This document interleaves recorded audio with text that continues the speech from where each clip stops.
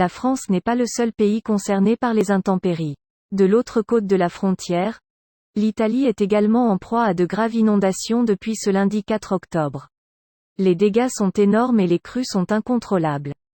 Au cours des dernières heures, un système orageux avec des pluies stationnaires s'est rapidement développé le long des côtes de Savone, entre Pietra Ligure et Loano, aspirant l'air chaud et très humide de la mer, encore relativement chaud en surface, indique sur son site le météorologue italien Daniele Ingemi.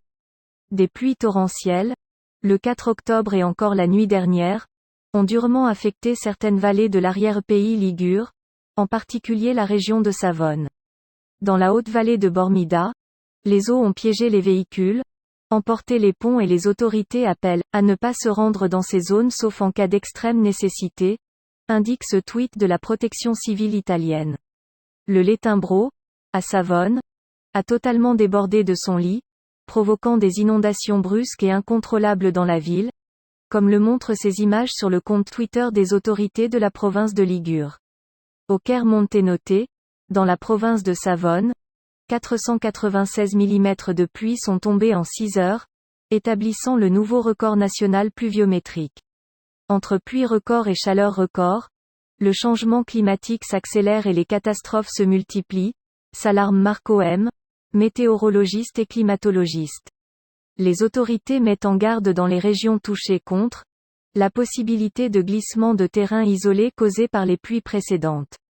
Ce mardi 5 octobre, l'alerte rouge était encore en vigueur sur une partie du Piémont, de la Ligurie et de la Lombardie.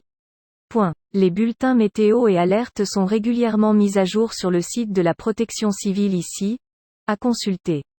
Le dernier avis prévoit à partir des premières heures de demain, mercredi 6 octobre, la persistance de précipitations, de dispersées à diffuses, avec un caractère prédominant d'averses ou d'orages, sur la Lombardie, la Vénétie, le Frioul-Vénétie julienne et l'Émilie-Romagne, dans le prolongement de l'après-midi de demain dans les Marches.